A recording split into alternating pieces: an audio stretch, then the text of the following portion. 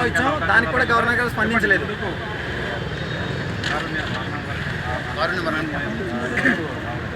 Sir కారుణ్య మరణానికి కూడా అడగడం ఎందుకంటే గ్రూప్ 2 పై చాలా అక్రమాలు జరిగాయి. ఎందుకంటే APSC pen, electronics items and mobiles, calendars ఎటువంటివి అలౌ చేయకపోయినా కానీ మనకి యూట్యూబ్లో, వాట్సాప్ అంతా కొన్ని సోషల్ మీడియాలో స్క్రీన్ షాట్స్ వచ్చాయి. అవి ఎలాగొచ్చాయి? మీరు అలౌ చేయలేదు, ఓకే, అవి ఎలాగొచ్చాయి? వాటి మీద సైబర్ కంప్లైంట్ ఇచ్చాము పోలీసు వారికి అన్నారు. దాని విచారణ ఏమైంది? ఆ జవాబు ఏమనేది మీరు మాకు ఇప్పుడు దాకా బహిరంగంగా తెలియజేయలేదు.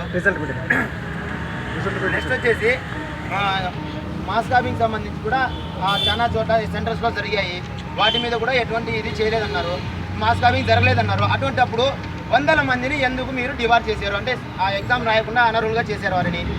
సో నెక్స్ట్ పాయింట్ వచ్చేసి ఇతర కేసులన్నీ 17 కేసులు ఉన్నాయి.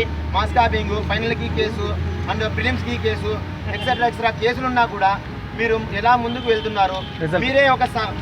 మీరే సర్కులర్లో పెట్టారు, అవుట్కమ్ ఆఫ్ కేసెస్ అన్నారు. బట్ కానీ ఇప్పుడు ఎందుకు మీరు ఇంత త్వరగా వారికి అపాయింట్మెంట్స్ ఇవ్వడం జరుగుతుంది? అవకతవకలు జరగకపోయింటే మీరు బహిరంగంగా ఎందుకు తెలియజేయడం లేదు? వాటి మీద ఎటువంటి విచారణలు కూడా ఇప్పుడు దాకా మీరు బహిరంగంగా తెలియజేయలేదు. అండ్ నెక్స్ట్ ఇంకో పాయింట్ వచ్చి గవర్నర్ గారికి గతంలోనే మేము గ్రూప్ 2 సంబంధించి ఏపీఎస్సీ ఇర్రెగ్యులారిటీస్, అవకతవకలకు సంబంధించి అన్ని విషయాలను గవర్నర్ గారికి గత సంవత్సరము ఆగస్టు నెల 1వ తేదీన రిక్వెస్ట్ లెటర్ ఇవ్వడం జరిగింది. కానీ గవర్నర్ గారు ఇప్పటిదాకా మాకు ఎటువంటి న్యాయము జరగలేదు. మీరు దయచేసి మాకు న్యాయం జరపగలరని భావిస్తున్నాము. అటువంటి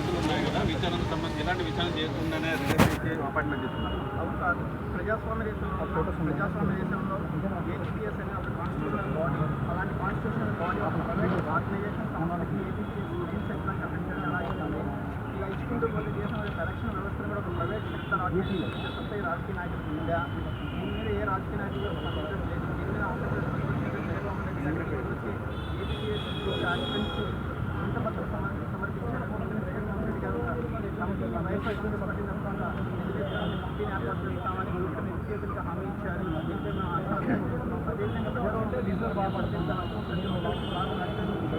అలాంటిగా నిరసన తెలుపుతుంటే ఏపీఎస్ కేవలం పోలీసు లాఠీచార్జ్ చూసుకుని నిరుద్యోగ అభివృద్ధి చేయించింది. అనేక అక్రమాలకు ఏపీఎస్ ఈరోజు పావుకి అడ్డగా మారింది. కేవలం ఆన్లైన్ ఎగ్జామ్స్ విధానాల వల్ల ఏపీఎస్ అక్రమాలకు పాల్పడుతుంది.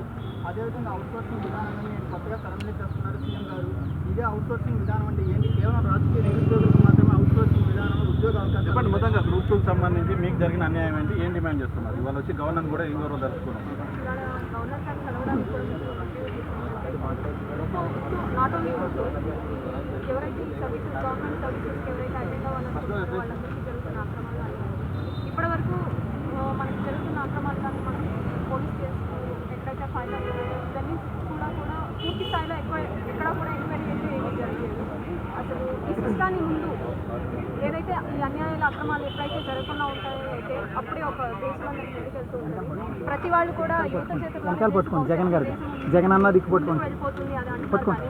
ఇక్కడ యూత్ అంతా ప్రతిపక్ష జగన్ గారు పట్టుకోండి బాగా అన్యాయానికి గురవుతున్నారు. బట్ దేశం ఎలా ముందుకెళ్ళిపోతుందో అర్థం కావట్లేదు. అట్ ది సేమ్ టైం ఈ కాంట్రాక్ట్ వ్యవస్థ, అవుట్సోర్సింగ్ సిస్టమ్ అన్నది ఎవరిని ప్రకటించడానికో అర్థం కావట్లేదు. ఇంతమంది ఉన్న నిరుద్యోగులు ఈ కాంట్రాక్ట్ అవుట్సోర్సింగ్ సిస్టమ్ అన్నది బ్రతకలేక, ఇంకా కూలీ పనులు చేసుకోలేక, ఇంకా చదువుకొని కూలీ పనులు చేసుకోలేక ఫ్యామిలీని ఎలా బ్రతికించుకోవాలో అర్థం కాక ఉన్న దాంట్లోనే అంటే ఒక రైట్, ఒక హ్యూమన్ రైట్స్ ఏదైతే ఒక గవర్నమెంట్ రైట్స్ ఉంటాయో ఆ రైట్స్ కూడా ముందుకు రాలేక ఏమీ చేయలేని పరిస్థితుల్లో కూడా కాంట్రాక్ట్ అవుట్సోర్సింగ్ విధానాల్లో జాయిన్ అవుతున్నారు. మేమే జాయిన్ అవుతున్నాం అలాంటి సిస్టాల్లో. ముందు దయచేసి గవర్నమెంట్ ఎవరైనా సరే ముందు ఈ కాంట్రాక్ట్ అవుట్సోర్సింగ్ సిస్టాన్ని వదిలేపిచ్చేసేసి ప్రతి ఒక్కళ్ళకి గవర్నమెంట్ జాబ్ అలవాటు చేపించేసి at the same time online test, ఈ ఆన్లైన్ టెస్ట్లో ఇన్ని అక్రమాలు జరుగుతున్నాయని అది మేము చూపించట్లేదు, మీరు బయటికి తీసుకొచ్చిస్తున్నారు. దయచేసి మీ మీడియా వాళ్ళే